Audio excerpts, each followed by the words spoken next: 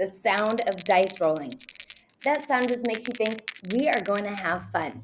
And personally, I love having real dice in my classroom, but sometimes having some simulated dice, some digital dice, makes sense.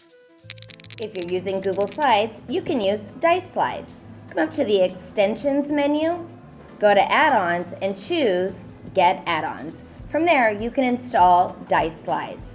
If you already have Dice Slides, come down and select Dice Slides and Place Die. And this is going to put a large random dice roll on my slide. Look at that, I rolled a 6. Extensions, Dice Slides, Place Die, and now I have a 1. Create a Google search. Search for roll 3 dice, and a little widget's going to come right up and roll 3 dice.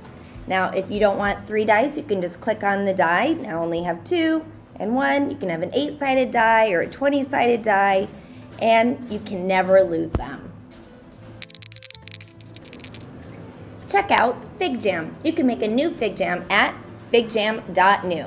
Not only can you draw on a FigJam canvas, but it has all these really cool widgets. So down here in the bottom right, I'm going to click on this plus icon, and if you search for dice, you're going to be able to add interactive dice right onto the canvas, which makes it really fun for creating different kinds of activities.